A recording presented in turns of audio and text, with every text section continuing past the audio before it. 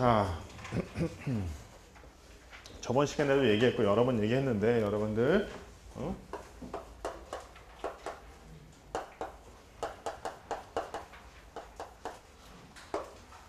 설계할 때는 강도 특성도 필요하고 변형 특성도 필요하다는 얘기를 했어요.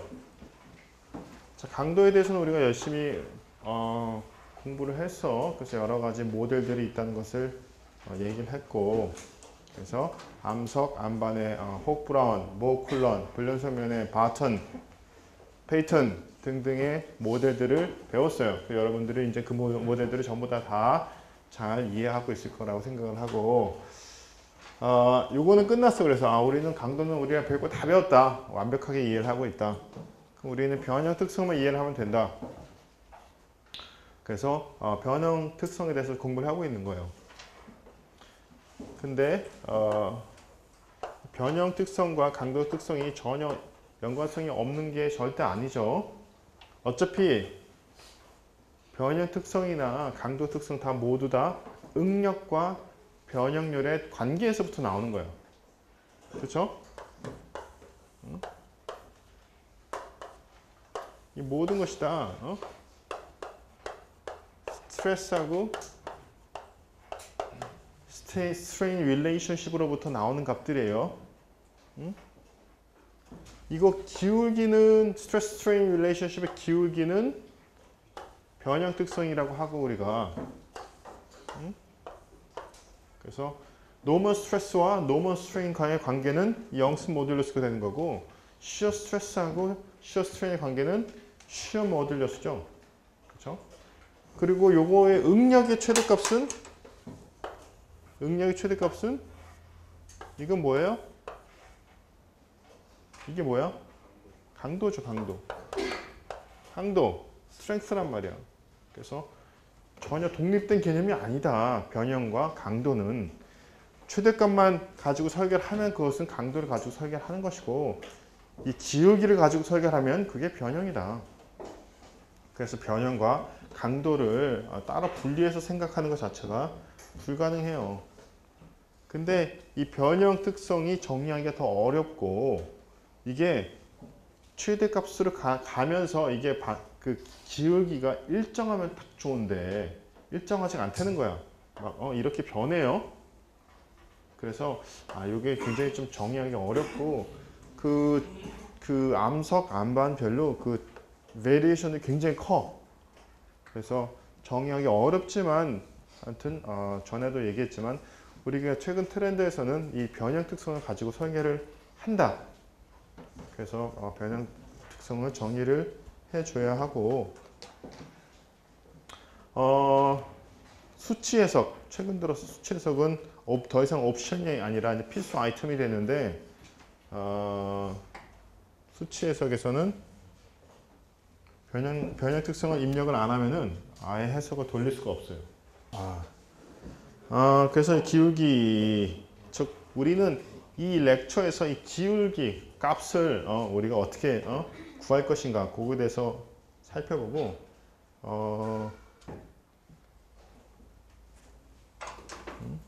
이 특성.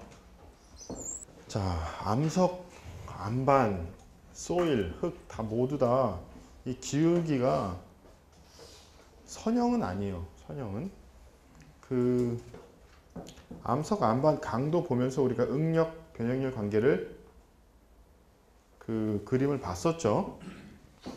선형은 아닌데 우리가 비선형성을 고려를 해주진 않아요.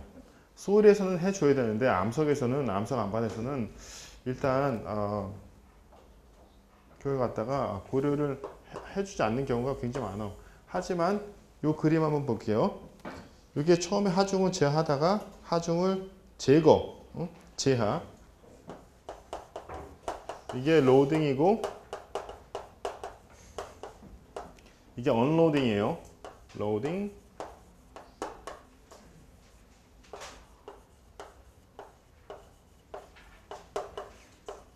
언로딩.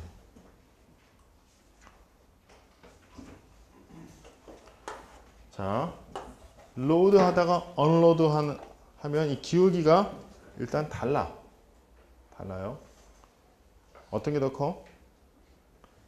언로딩, 윌로딩 커브가 더 크죠. 그리고 하중을 작용했다가 제하했다가 제거해주면은 원점으로 안 돌아가.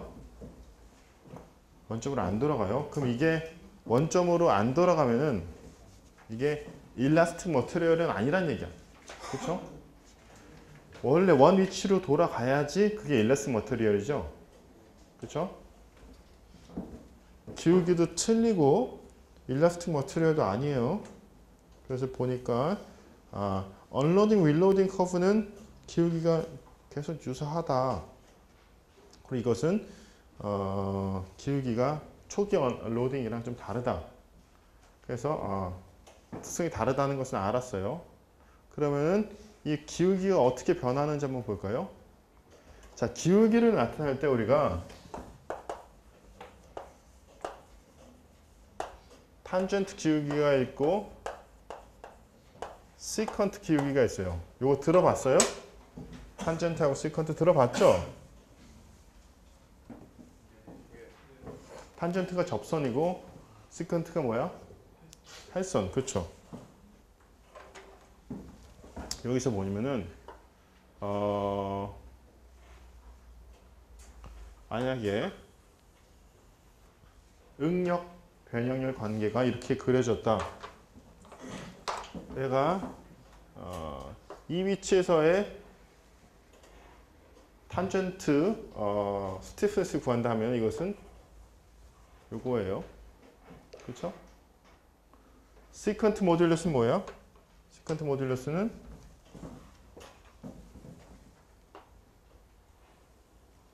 (0에서부터) 2점까지의 평균 기울기란 말이야. 그렇죠? 알아요? 요게 시컨트,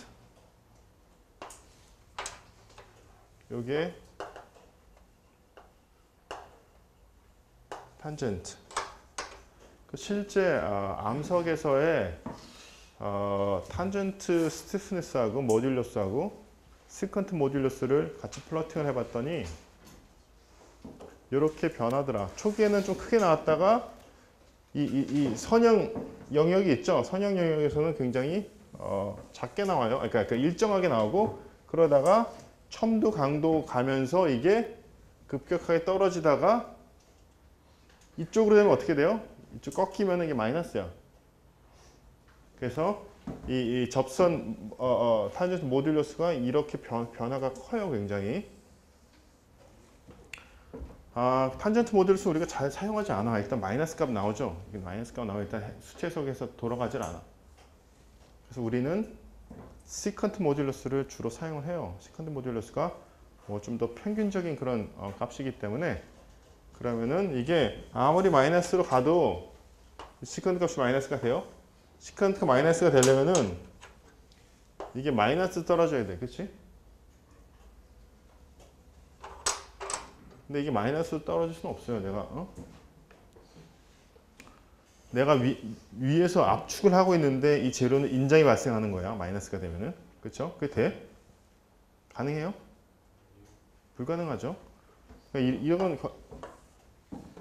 최대 떨어지면 0이 되는 거죠. 그쵸? 근데 시컨트 모듈러스를 하면 이게 훨씬 더 완만해요.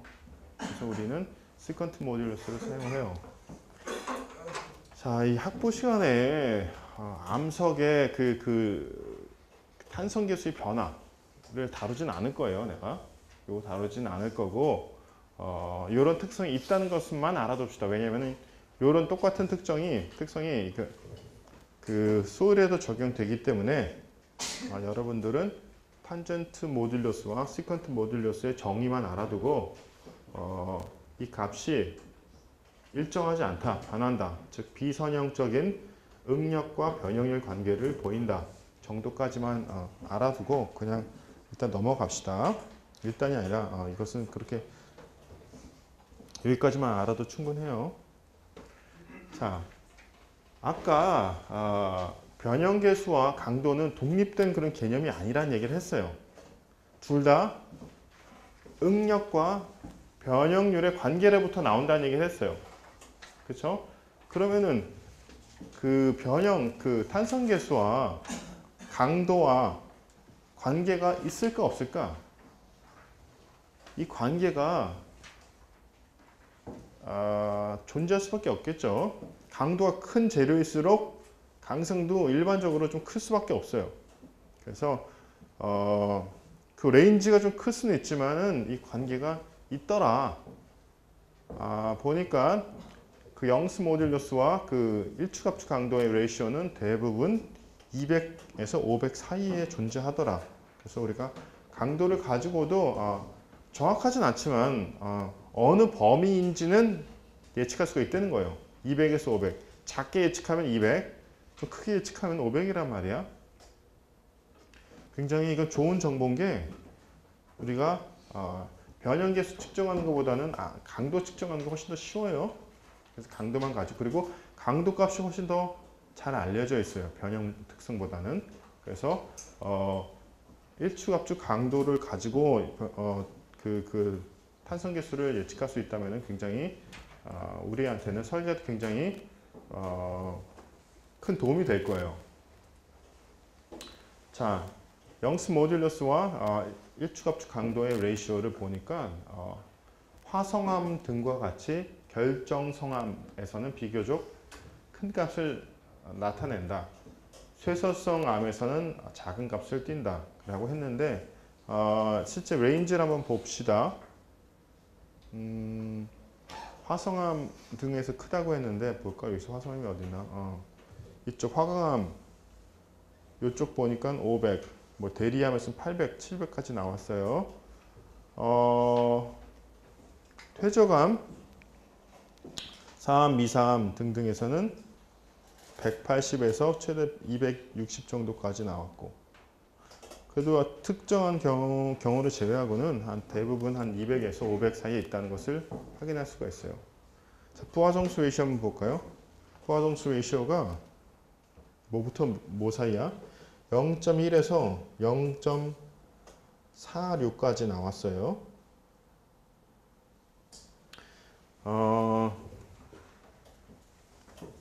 내가 부하정수 레이시오, 여러분들 부하정수 레이시오 정의는 다 알죠?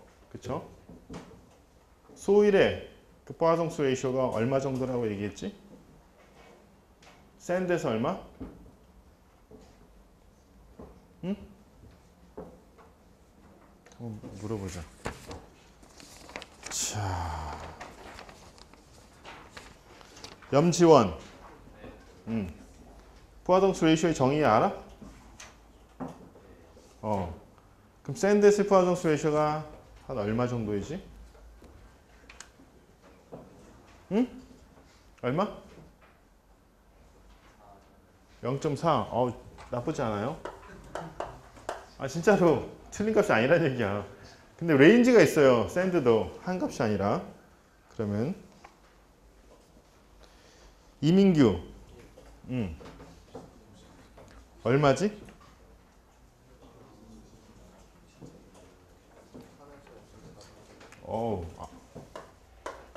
퍼펙트한데? 맞아요. 0.3에서 0.4 정도예요. 아주 좋은 앤서야. 그래서 우리가 설계할 때는 0.3을 쓰거나 0.35를 써요. 거의. 우리 파성수 레이시오 직접 측정하진 않거든, 잘. 파성수 레이시오 측정하지 않고 실제 시험을 해보면은 파성수 레이시오가 계속 바뀌어. 일정하지 않아요. 여러분들 일정하다고 생각할 수가 있는데 절대 일정하지가 않아요. 그 지오 머터리얼 중에서 물성이 안 변하는 그런 재료가 없어. 계속 바뀌어. 그래서 이게 정확히 어느 변형률에서의 값인지는 우리가 정의할 수 없지만 하여튼 일반적으로 이렇게 사용한다. 실제 보면 이 범위를 벗어나는 경우가 굉장히 많아요. 하지만 설계에서 99% 0.3이나 0.35 정도를 써요.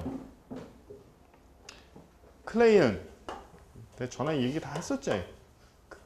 클레이에서는 얼마 쓸까? 이용조 오늘 안 왔지? 이의선 어딨지? 클레이에서는 포화정수 레이쇼가 얼마죠? 0.2 정도일 것 같아. 0.2. 다 동의해요? 0.2? 응? 끄떡이는 학생들도 있고. 그럼 막 찍는 거 아니야? 던져보는 거 아니야? 0.3 나왔고 0.4 나왔고 0.2 비었네. 그리고 0.1은 너무 작고 그런 거 아니야? 맞지? 김한주. 다 이쪽만. 얼마? 0.15? 그래. 자, 진짜 막 던지는구나. 다음 질문할 필요 없겠네. 다음에 0.1 나오겠네, 이제. 다른, 이건 잘못됐다라고 생각하는 사람 손 들어봐. 이건 아니다, 진짜. 응?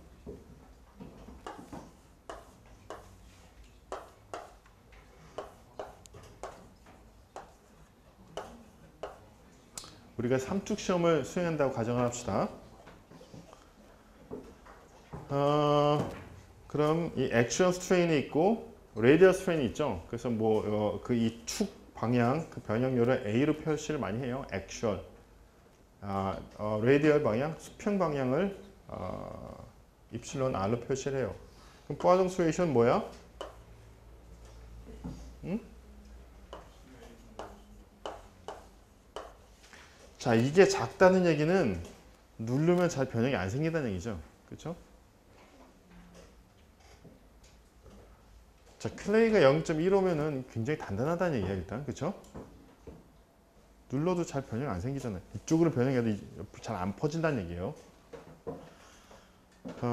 클레이가 0.15일 수 있을까? 0.15?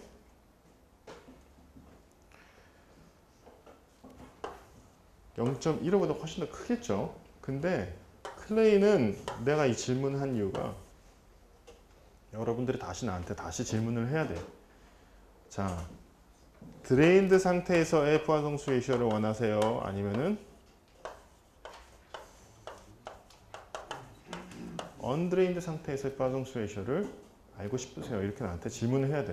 왜냐면 다르기 때문에. 내가 요 얘기 한번 했죠. 포화정수 레이쇼가 볼륨메트릭 스트레인이 이렇게 정의된다는 얘기를 했고, 그래서 입실론 삼축 시험에서는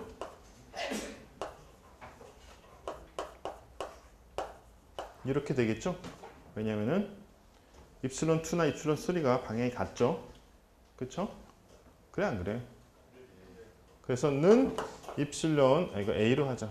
통일하자. 통일.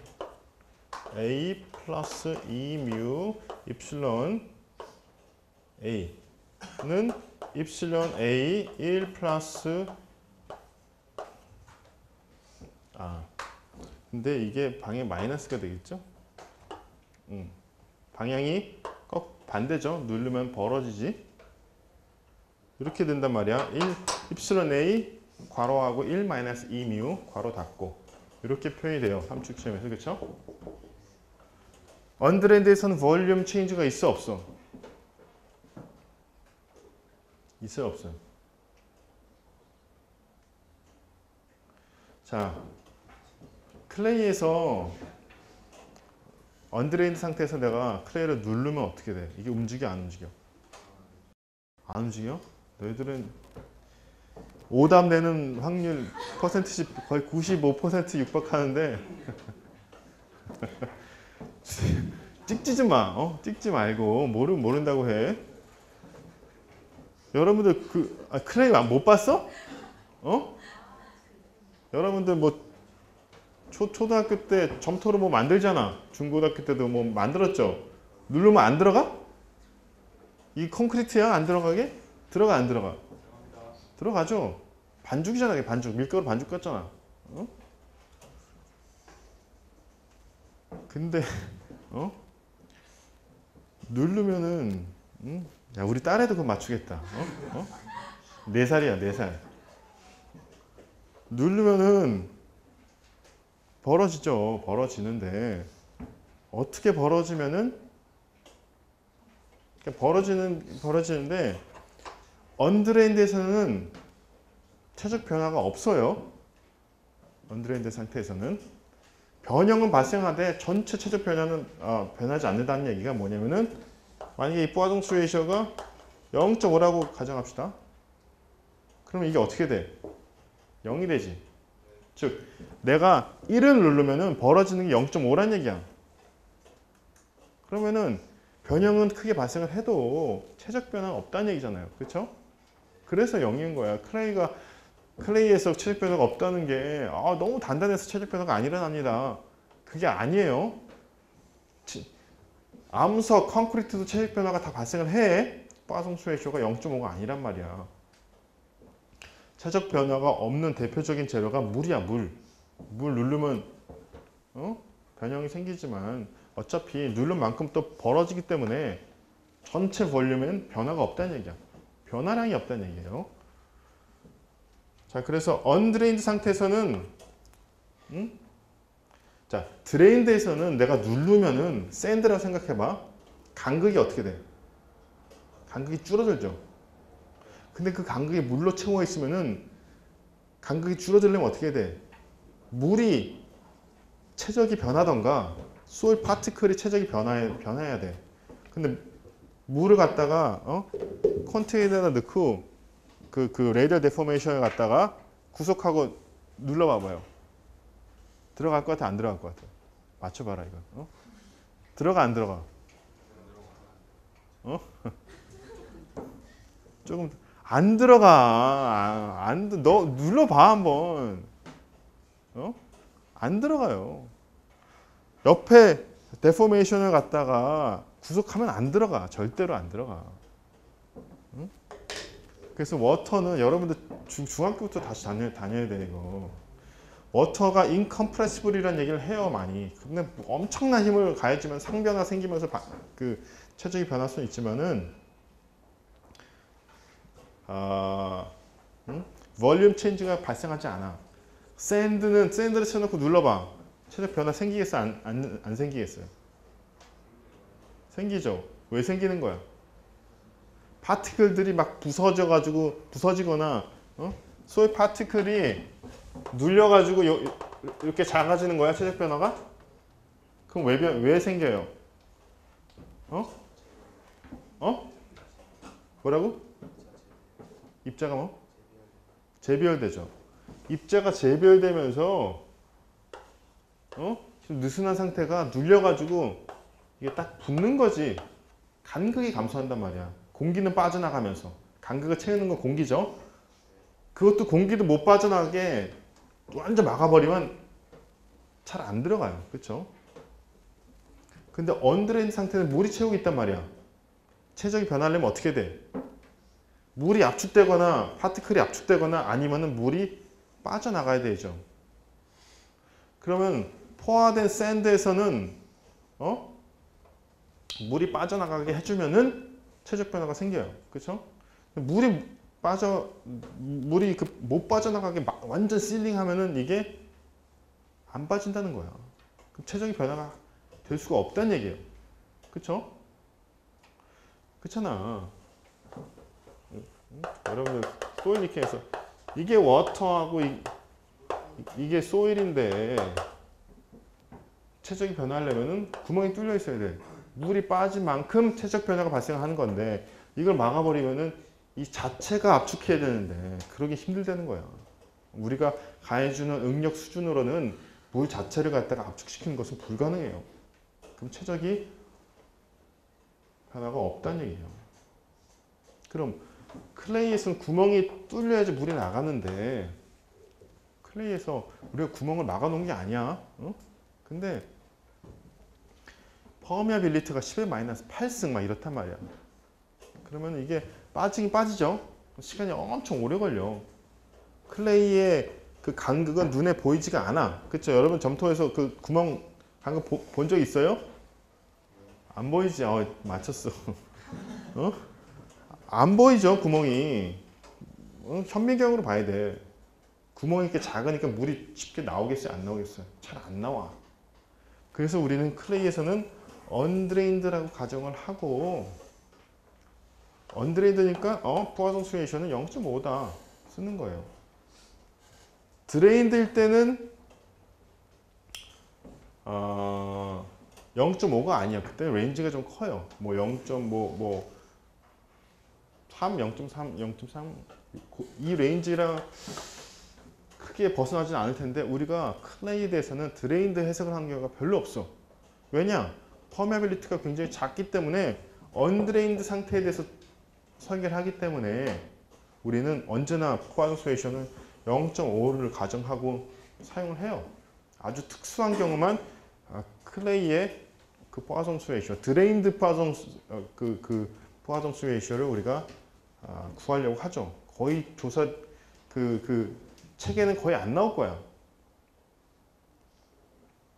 그래서 클레이 포화성수 레이셔를 쓸 때 0.5라고 쓴다. 근데 또 이렇게 주어지면 여러분들이 이것을 또 다르게 해석해요. 또 분명히. 그래서 클레이 자체의 포화성수 레이셔를 0.5라고 생각할 수가 있는데 이건 재료적인 특성이 아니라 물로 채워져 있고 퍼미어빌리티가 작기 때문에 포화성수 레이셔가 0.5가 된다. 아주 길게 얘기를 했는데 그러면은 다시 이 암석에서의 포화성수 레이셔를 한번 봅시다. 레인지가 0.1에서 0.46이야. 이게 왜 이렇게 레인지가 크냐? 그쵸? 굉장히 크죠? 샌드보다 훨씬 커. 참고로 우리가 그 설계할 때는 그 암석의 그 포화성수 레이셔는 0.25에서 0.2에서 0.25 값을 주로 사용을 해요. 포화성수 레이셔. 자, 샌드보다 작은 값을 사용을 해요. 근데 샌드보다 포화성수 레이셔 작을 것 같죠? 암석이 요 정도 값을 사용을 해요. 0.25 많이 사용을 해요. 여기서 4함에서 0.46이 나왔는데 왜 이렇게 크게 나왔을까?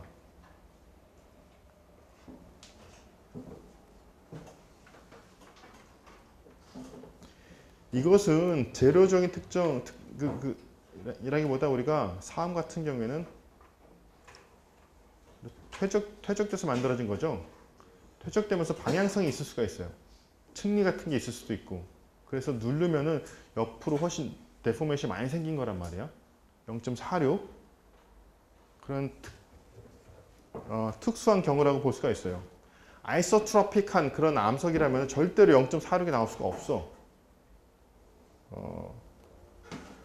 그래서 이렇게 레인지가 크지만 여러분들은 암석의 레인지는 한 요 정도라는 것을 알아둡시다. 0.2에서 0.25 써나 0.2에서 0.25.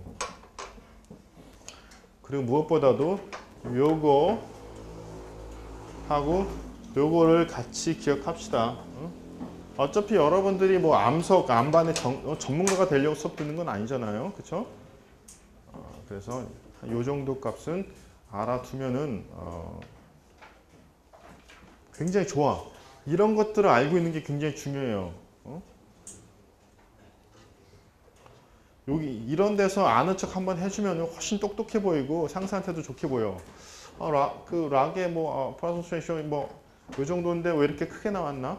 이 정도 써야 되는데 이렇게 한마디씩 던져주면은 굉장히 유식해 보여. 그래서 공식을 외우는 것도 중요하지만은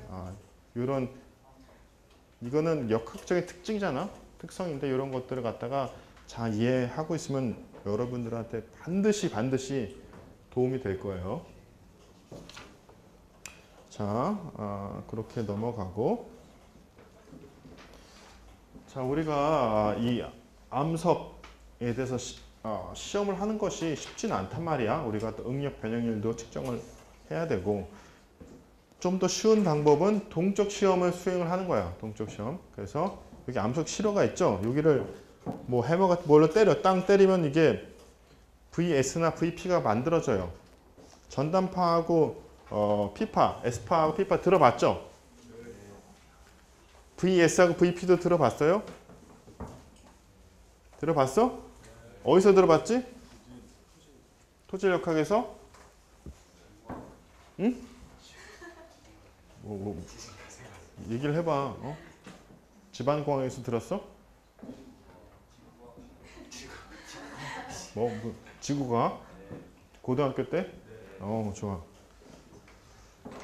그때 많이 배웠구나. 어? VS하고 VP. VS가 뭐예요? S파가 전파된 속도야. VP는 P파가 전파된 속도야. 그러면은 내가 여기에 해머로 이 시로에 이 방향으로 딱 때려. 그럼 S파가 만들어질까? P파가 만들어질까? P파가 만들어지겠죠. 고등학교 때 잘 배웠네. 응? 그럼 이게 쫙 전파된단 말이야. 이게 전파되는 속도가 VP인데 내가 작은 해머로 때릴 때랑 이만한 해머로 때릴 때랑 전파되는 속도가 뭐가 더 클까? 최고야. 깜짝이야. 야, 고등학교 때 배운 거 물어보면 대답을 잘하는구나. 대학교 교육이 잘못된 거구나. 그래. 이 전파되는 속도는 내가 가해지는 응력이랑은 전혀 상관이 없어요. 이거는 이 재료 고유의 성질이야. 재료 고유의 성질이라는 것은 뭐예요? 외부의 환경에 따라서 그 값이 바뀌지 말아야 되는, 말아야 되죠. 그래서 이거 VP, VS는 재료 고유의 성질이다. 내가 사용한 햄머에 따라서 이 값이 다르게 나온다면은 이 값을 설계에 쓸 수가 없겠죠. S8을 만들려면 어떻게 해야 돼? 어떻게 해야 돼? S8을 만들려면 힘들어요. P판은 쉬운데 그럼 내가 여기다 뭐 하나 박아 놓은 다음에 이걸 이렇게 쳐야 돼. 그래야지 이게 똥 하고 튕기면서 이렇게 S파가 만들어지겠죠. 그래서 훨씬 더 힘들다. P파가 뭐 이런 거 실험하기엔 더 쉽다. 그래서 암석 치료를 갖다가 뭐 깎거나 아니면 뭘 갖다 집어 넣어야 돼요. 실험하려면은.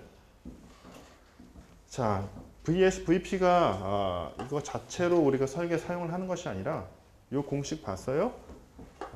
이걸로 우리가 전자탄성 계수를 구할 수가 있어. 이게 밀도고 이게 전단파 속도 이것으로 시어 모듈러스를 구할 수가 있어요. 또는 VP 메저먼트가 있으면은 VP 제곱 곱하기 밀도를 곱해서 이 영스 모듈러스를 구할 수가 있어요. 자, 요것은 정해야 정해. correct solution이야. 요것은 정해는 아니야. approximate solution이에요. 여기에 대해서 깊게는 안 들어갈 텐데 이렇게 하는 게 사실은 더 정답이야.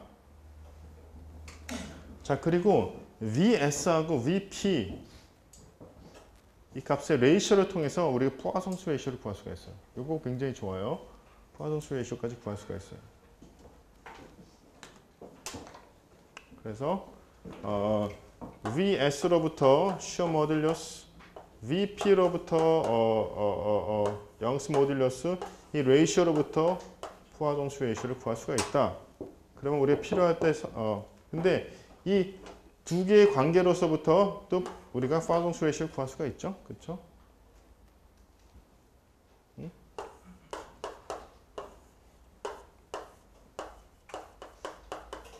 내가 이 값은 외워두면 좋다고 그랬어요. 그래서 이렇게 구할 수도 있고 이 레이셔로부터 구할 수도 있어요. 그래서 여러 가지 재료 그 값들을 구할 수가 있어요. 자, 여기까지가 이제 암석이야, 암석. 자, 근데 우리는 암석 특성보다 암반의 그 값이 더 궁금해요. 왜냐하면은 암석을 우리가 다루는 경우가 별로 많지 않기 때문에. 근데 암반은 측정하기가 훨씬 더 어려워요. 어떻게 측정할 것이냐? 암반의 그 변형시험, 탄성계수를 구하는 시험들이 여러 개가 있는데 그것들이 여기 나와 있어요. 평판 제하 시험이 뭔지를 알죠? 표면에서 판을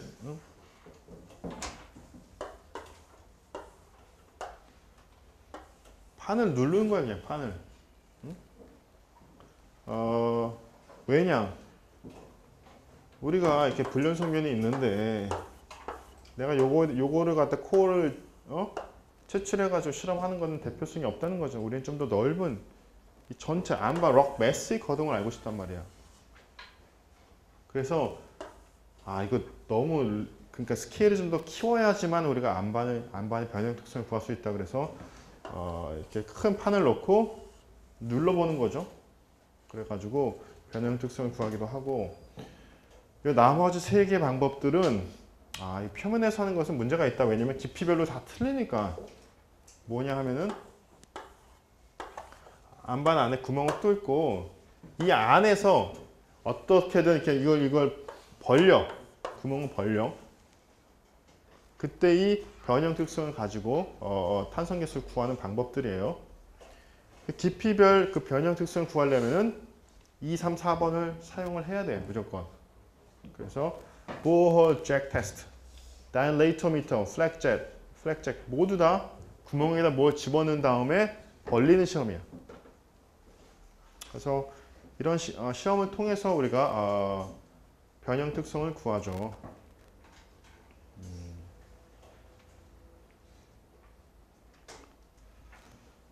자, 그래가지고 그런 거를 구하고 그 각 시험에 대해서 자세하게 설명하지는 않을게요. 이런 시험을 통해서 변형 특성을 구한다. 그 다음에 우리가 구한 다른 어떤 값들을 통해서 암반의 그 탄성 계수를 갖다가 경험적으로 구할 수도 있어요. 여기는 식이 나온 것은 아닌데 기본 메타돌러지는 다음과 같다. 자, E가 암석의 탄성 계수고 이 M이 암반의 탄성 계수야. 근데 암석의 탄성 계수가 암반보다 크겠어, 작겠어요? 크겠죠, 당연히. 불연속면이 많으면 많을수록 암반의 탄성 계수는 작아지겠죠. 근데 이것을 어떻게 줄일 것이냐가 이제 문제인데 우리가 RQD 함수로서 줄일 수가 있어요. RQD 저번 시간에 정의했죠. RQD가 뭐였어요? 전체 시추공, 우리 그 샘플링한 총 시추공 중에서 암석 코어 중 길이가 10cm 이상인 코어들의 합계라 그랬죠. 불연속면이 많으면 많을수록 RQD는 감소한다고 그랬어요. 그래서 최대는 100%, 100, 최소는 0이야. 자, RQD가 커지면 커질수록 EM도 커지고 작아지면 작아질수록 이 EM이 작아져야겠죠. 그래서 이런 경험식으로 표현할 수가 있어요. 그래서 이것이 이제 뭐 하나의 이 방법을 사용을 한 그림인데 X축이 RQD야. 그리고 Y축이 EM 여기 갖다가 이 값으로 정규한 값이야. 그래서 이게 1이면 뭐예요? 암석과 암반의 탄성 계수가 같은 거죠. RQD가 100%일 때는 당연히 이게 같게 나오겠죠. 근데 RQD가 뭐 한 90까지도 뭐 큰 차이가 없는 것으로 나왔어요. 근데 이게 스캐터는 굉장히 많아. 하지만 뭐 하여튼 관계성이 있다는 것은 나오죠. 그렇죠? 그래서 RQD가 감소할수록 이 레이시오가 감소한다. 너무 당연한 얘기지만 이런 차트를 아무런 자료가 없으면 이런 것을 사용을 해야 돼요. 여러분들이 나중에 설계를 할 때 완벽한 데이터 세트가 있으면 아주 좋아. 그러면 여러분들이 어떠한 결정도 내릴 필요가 없어. 근데 대부분은 자료가 별로 없어요. 굉장히 제한된 자료를 가지고 여러분들이 결정을 내려야 하니까 그게 어려운 거야. 그래서 만약에 그 현장에서 시험을 전혀 안 했다. 근데 RQD 값만 있다. 그리고 암석에 대해서 일주갑축 시험을 했다. 그래서 우리가 암석의 탄성 계수가 나왔다. 그러면은 이런 식을 사용을 하라는 얘기야. 근데 만약에 현장 시험을 했다. 그러면 이것을 더 이상 사용할 필요가 없죠. 스캐터가 크니까. 그래서 여기서 중요한 것은 RQD 펑션으로 나타낼 수가 있다. 그리고 이 암반에서의 탄성 계수는 굉장히 크게 감소한다. IQD가 80이면 그렇게 나쁜 상태가 아닌데도 얼마야? 한 60%밖에 안 되죠, 암석에. 불연성면이 있으면은 변형 특성에 큰 영향을 준다는 것을 알 수가 있어요. 자, 그리고 이것은 두 번째 경험식인데 여기서 시그마 C는 일치값 강도고 GSI가 들어갔어. GSI. GSI 뭔지 기억나요? 불연성면에서 GSI를 다뤘죠. 그래서 GSI를 넣어가지고 GSI가 뭐 간격에 그리고 거칠기에 따라서 바뀌는 값인데 요것에 요 두 값을 가지고 EM을 계산할 수도 있다. 자, 그래서 이런 경험식을 사용할 수도 있다. 그래서 어떤 식을 언제 사용을 하라고 얘기하긴 굉장히 어려워요. 왜냐하면은 암석 안반에서는 이 베리에이션이 너무너무 크기 때문에. 하지만 우리가 현장 시험 결과가 없을 때는 이런 경험식을 사용할 수도 있다. 자, 그리고 거기다 또 이제 여기까지는 암석하고 안반에 대해서 얘기했는데 불연성면에서의 또 변형 특성도 우리가 또 고려를 해줘야 돼.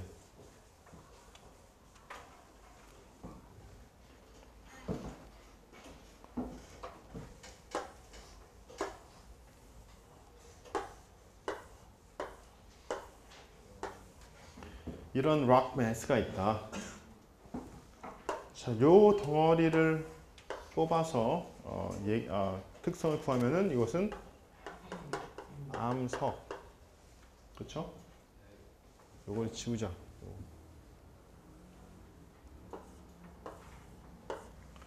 이 전체에 대해서 내가 구하면은 이것은 암반.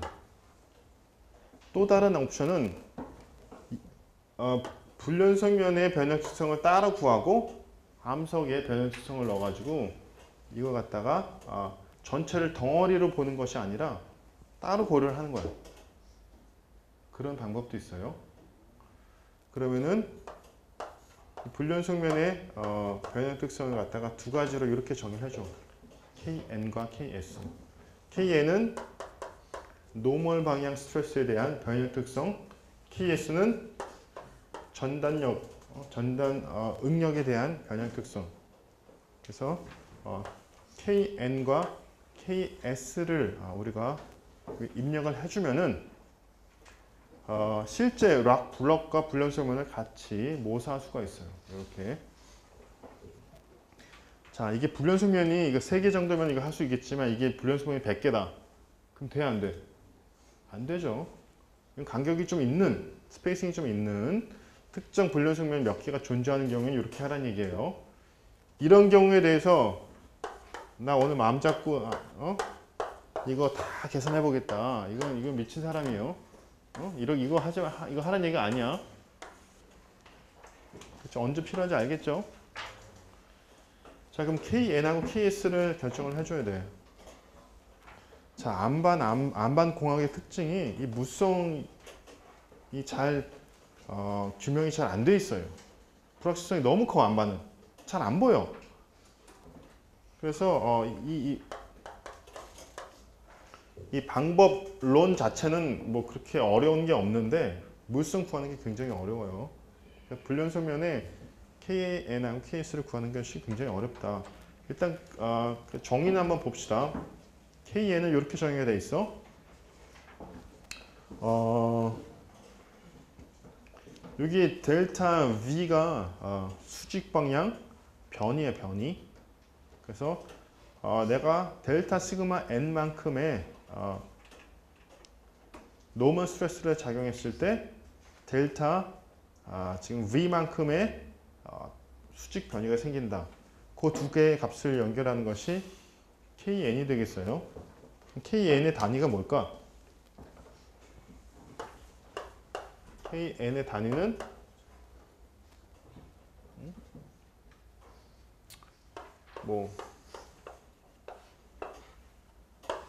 또는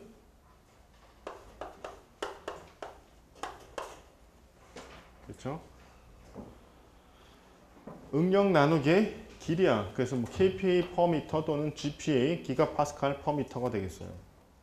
암석 안반의 그 탄성 계수가 워낙 커서 기가파스칼로 많이 나타내요. 이런 범위를 가지고 있을 테고 KS는 전단 응력에 대한 수평 변이에요. 단위는 같아요. 대신 노멀 스트레스가 시어 스트레스로 바뀌고 수직 방향 변이가 수평 방향 변이로 바뀌어요. 수평 방향은 이 불연속면과 평행한 방향을 나타내는 거예요. 언제 호리존트 방향을 나타내는 것이 아니라 패러럴 방향. 이렇게 나타낸다. 우리가 뭐 설계할 때는 우리가 또 불연속면의 영향을 보기 위해서는 우리가 KN과 KS를 정의를 해줘야 되는데 이 레인지가 꽤 커요. KN과 KS의 레인지가.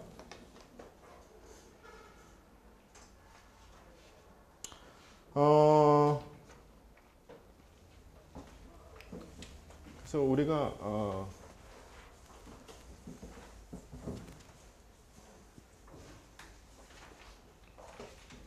그래서 다시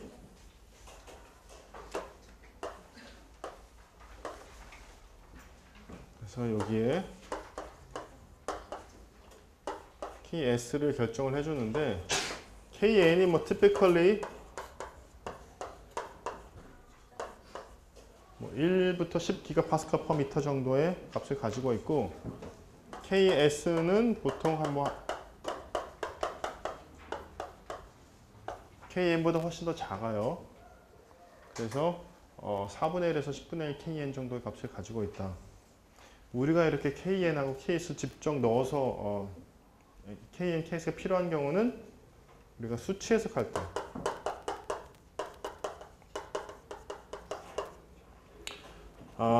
여러분들 이거는 들어봤죠? Finite Element Method는 들어봤죠? 유한 요소에서 들어봤어? 안 들어봤어?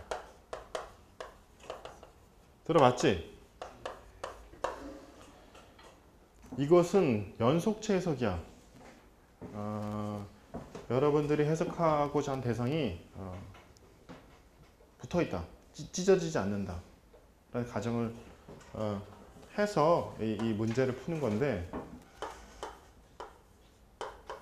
Discrete Element Method라는 방법이 있어요. 이것은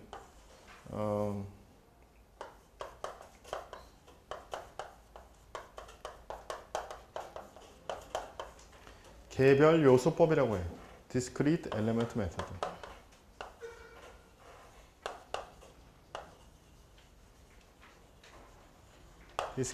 Discrete Element. 요소와 요소들이 분리되는 것을 허용을 해요. 자, 이런 불연속면의 영향을 보기 위해서는 우리가 DEM 해석을 수행을 해줘야 돼요. DEM 해석을 수행을 하면은 이 면에서 분리되는 거, 이게 떨어지는 것도 모델링 모사할 수가 있고, 시어 데포메이션이 발생하는 것도 우리가 모사할 수가 있어요. 그래서 이런 블럭의 영향은 이 DEM을 통해서 우리가 평가를 하고, 그때 우리가 KN하고 KS를 입력을 해줘야지만 해석을 수행할 수가 있어요. 자, 근데 어떤 경우에는 내가 수치 해석을 정말 하고 싶지 않다. 불연속면이 몇 개가 있는데 이걸 어떻게 하면은 내가 이 영향을 모사할 수 있을 것인가. 그래서 요 경우 한번 볼까요? 그래서 이 안반 덩어리에 여기 두 개의 불연속면이 있다. 전체를 안반으로 보기엔 좀 그렇고 이 불연속면의 영향을 내가 직접 고려하고 싶다. 그럴 때는 어떻게 할 것이냐. 그럴 때는 E가 암석에서의 탄성계수라고 했을 때, 그리고 내가 뭐 지금 수직 방향 특성을 알고 싶다. 그래서 내가 만약 불연소면에 KN을 알고 있다고 가정했을 때는 우리가 이 두 가지 값을 가지고 등가 탄성계수를 구할 수도 있어요. 어떻게 구하냐? 자, 이 방법이 나와 있어요. 자, 지금 그 암석에 여기 딱 싱글 레이어라고 가정합시다. 그리고 여기에 불연속면이 하나 있어. 이 싱글 레이어의 깊이가 S라고 가정합시다. 여기에 작용하는 노멀 스트레스가 시그마 N이야.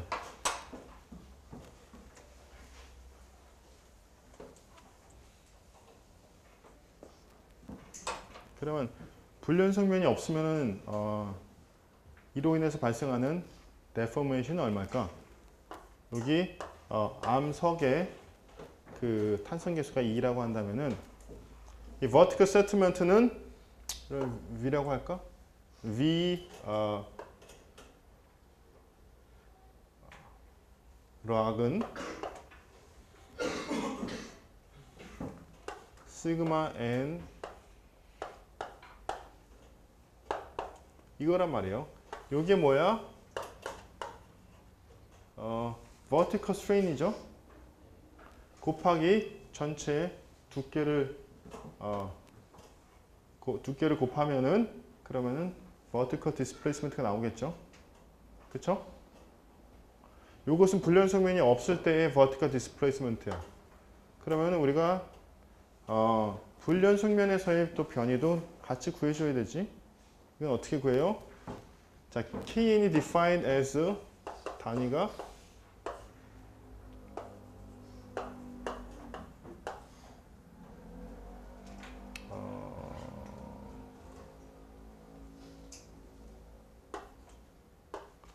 이렇게 정의가 됐죠? KN 자체가. 응? 그래서 이 디스플레이스먼트에서의 변이는 이렇게 되겠어요. 그쵸? 그쵸? 근데 이 복합체 암석과 불연석면으로 구성된 이 레이어에서의 총 변이는 V는 VR 플러스 VD가 될 테고 그것이 시그마 N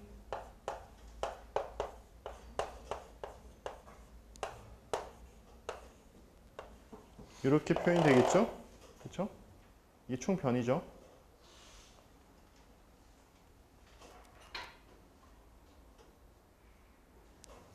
그러면은 여기서 등가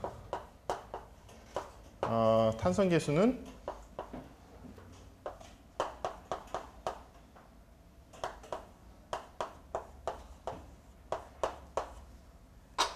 이렇게 계산이 돼요. 이러면은 두께가 S고 불연속면이 하나인 경우에 이 암석과 불연속면의 등가 탄성 계수가 되겠어요. 실제로는 이 S, 그러니까 싱글 레이어가 아닐 테고 이렇게 불연속면이 여러 개가 있다. 그럼 이 불연속면의 간격이 되는 거예요, 이 S가. 그래서 평균 간격을 구한 다음에 불연속면의 KN을 구하면은 이 수직 방향에 대한 등가 탄성 계수를 구할 수가 있고 동일한 방법을 이용을 해서 등가 전단 탄성 계수도 구할 수가 있어요. 그래서 이런 식으로서 불연속면이 많지 않을 때, 몇 개만 있을 때 스페이싱을 알고 있고 우리가 KN과 KS를 알고 있을 때는 이렇게 등가 값을 이용을 해서 설계에 반영을 할 수가 있다는 얘기예요. 그래서 이런 등가 그 연속체 모델, 그러니까 이렇게 치환을 해버리면은 실제로는 불연속면이 없다고 가정을 하고, 이 불연속면의 영향을 영스 모듈러스하고 시어 모듈러스에 반영을 해주는 거예요. 그래서 이러한 방법도 우리가 사용을 해요. 이런 방법도 우리가 설계에서 반영을 하고 있다.